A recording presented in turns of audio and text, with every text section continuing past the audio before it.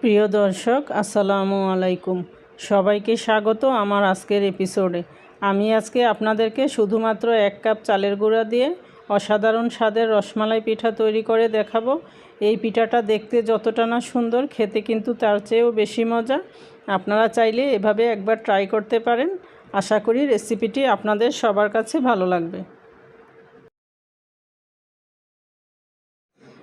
এখানে একটা প্যানে আমি দিয়ে দিচ্ছি 1 কাপ জাল করা ঘন দুধ। তার সাথে আমি দিব পরিমাণ মতো লবণ। এখন দুধটা ভালো করে ফুটে উঠলে এর মধ্যে আমি দিচ্ছি 1.25 কাপ চাউলের গুঁড়া। তার সাথে দিচ্ছি 2 টেবিল চামচ ময়দা।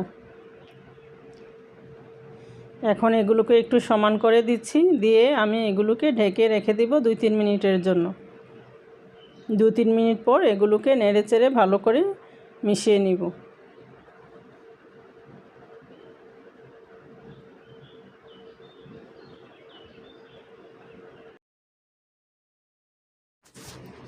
এগুলোকে ভালো করে নেড়েচেড়ে আমি মিশিয়ে নিচ্ছি।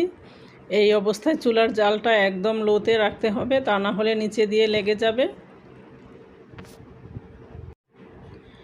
আমি ভালো করে নেড়েচেড়ে একদম মসৃণ করে এই খামিরটা তৈরি করে নিব।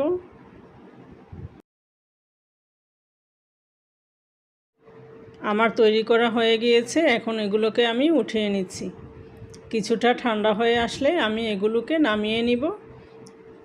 একদম পুরোপুরি ঠান্ডা করা যাবে না, কিছুটা গরম থাকা অবস্থায় আমি ভালো করে মথে নিচ্ছি। আমি 3-4 মিনিট সময় নিয়ে ভালো করে মথে এগুলোকে একটা সফট ডো তৈরি করে নিব।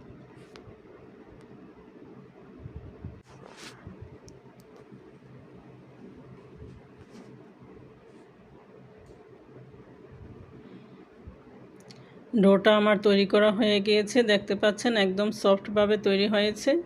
এটা যতটা ভালো করে মথবেন অতই সুন্দর এবং মসৃণভাবে ডোটা তৈরি হবে।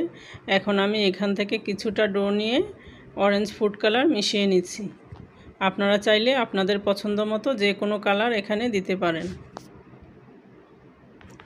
কালারটা আমি ভালোভাবে মিশিয়ে নিয়েছি। এখন আমি হাতটা ভালো করে দিয়ে পরিষ্কার করে এখান থেকে ছোট ছোট করে আমি বলের আকারে শেপ দিয়ে দিব।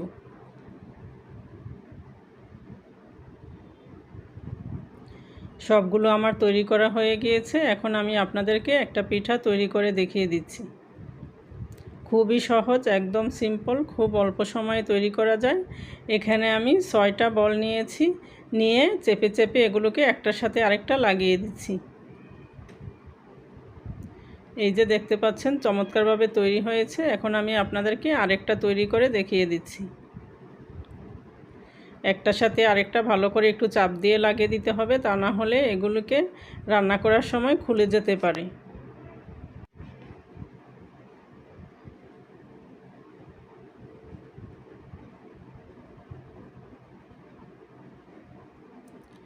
সবগুলো আমার তৈরি করা হয়ে গিয়েছে। এখানে আমি নিয়েছি 2 কাপ দুধ, তার সাথে আমি দিচ্ছি 1/4 কাপ গুঁড়া দুধ। এখন এগুলোকে একসাথে ভালো করে নেড়েচেড়ে মিশিয়ে এর মধ্যে আমি দিয়ে দিচ্ছি অল্প একটু লবণ আর দিচ্ছি অল্প একটু এলাচের গুঁড়া।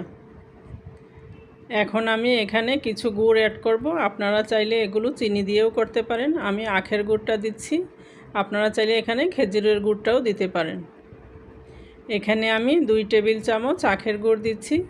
আপনারা আপনাদের পছন্দ অনুযায়ী মিষ্টিটা কমিয়ে বা বাড়িয়ে অ্যাড করতে পারেন।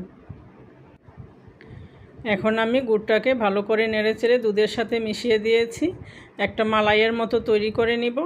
এখন আমি এর মধ্যে পিঠাগুলো দিয়ে দিচ্ছি।